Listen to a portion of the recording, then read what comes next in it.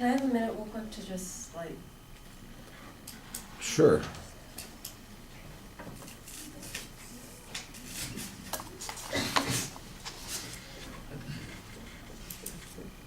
okay.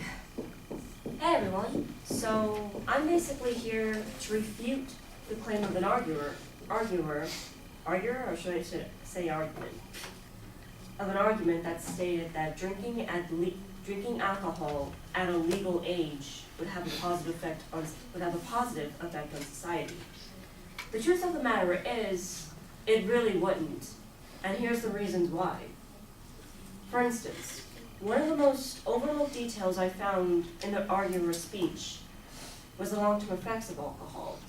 Sure, she mentioned about how in younger audiences it was likely to develop depression and get brain cell damage, but there was failure to mention about the high blood pressure increase, digestive problems, liver disease, and even causes of like learning and memory problems. And that's not even getting to the point, and that's just for like general drinking. For the heavy drinkers, there's a case of developing cancer in the breast, throat, esophagus, colon, and even, most disgustingly, your mouth. And of course, alcoholism, which we all have general knowledge of. I am sure by now some of you are thinking that I'm basically making an overreactive statement by mentioning diseases that alcohol causes, along with alcoholism. Like, that's just a general statement about alcohol. How does it even affect society in that way? Well, aside from like the medical diseases, what my second statement states, let me make this my second point in my presentation with this question. What percent of alcohol do you all actually believe are in alcoholic beverages?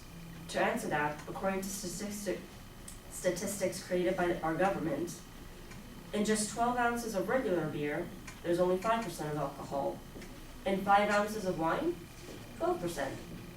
And in 1.5 ounces of distilled drinks such as gin, rum, whiskey, and tequila, all of which are pretty popular, there's a whopping 40% of alcohol present. It doesn't really make like the cases of developing high blood pressure, liver problems, or digestive problems seem that far off now, does it? Especially with like how popular distilled drinks can be. There's also the problem of how to consider advertising and the popularity of alcoholic beverages are in our society too. Like, being of legal age to drink does not change the effects of the alcohol. And that can be proven in like the body weight chart too. Like, for starters, the body weight chart in general is basically a chart that shows how much someone should drink at the body weight they are at. For instance, men that weigh 100 to 120 pounds by just 0.4 to 0.6% of alcohol is needed to make them impaired or affect their driving skills even. Guys between 130 and 240 pounds are affected by 0.5 to 0.7% of alcohol to render the same results. And by not much of a gap, women are affected the same way by even less. Age is not a necessary determiner of how much someone can weigh. So basically age cannot affect the effect that alcohol can have on you. It can still cause a long-term side effects. It can still render your ability to drive less and less. In short, legal age cannot affect what alcohol can do to you. If anything, if we wanted alcohol to have a positive effect on our society, what I believe that we should do instead in general is teach responsibility.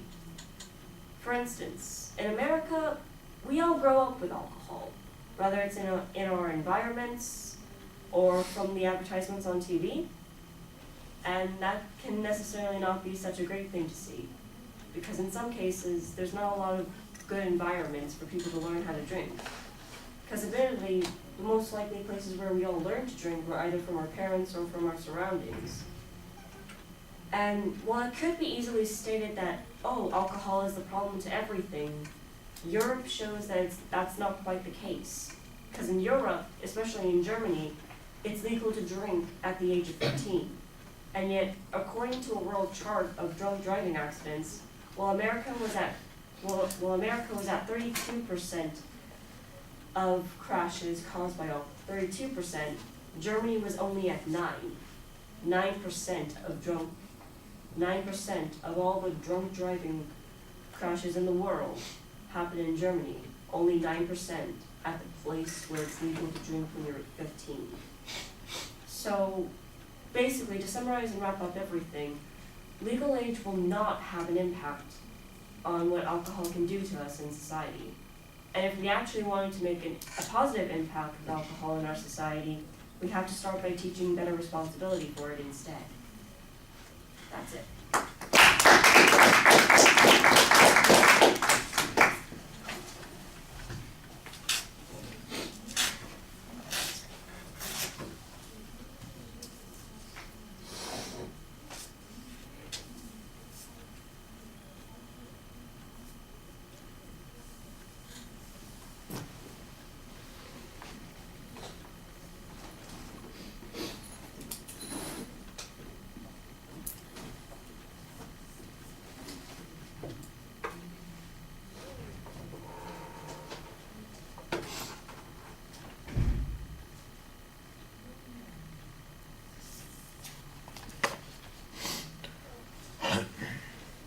All right, there's not really much of a discussion of the advocate's argument here, and in fact, I think for the first part of the speech, you mostly missed the point that the advocate was making. The advocate was not suggesting that people should start drinking when they get to be of legal age. She was suggesting that the legal age that we have currently is more appropriate than reducing the age. So I think that the direction that you're heading is a little bit problematic.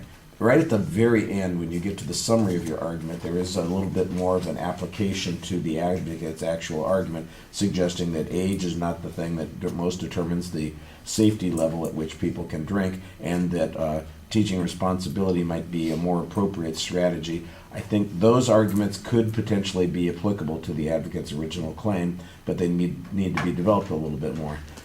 You get sidetracked on this issue about how much alcohol is in the different kinds of beverages, and then we get a kind of a weight chart that talks about those kinds of things.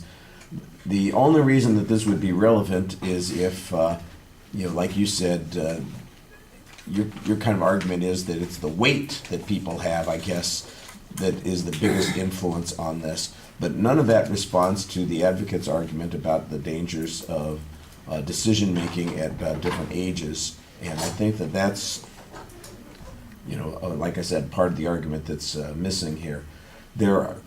Because you don't remind us of what the advocate's main points were, it's hard to tell if you are responding to those particular points or if you've kind of created your own little structure. And it feels to me like it's a completely separate argument that talks about why drinking is dangerous to begin with, why drinking at particular weights is more or less dangerous, and why age may not be the most relevant factor.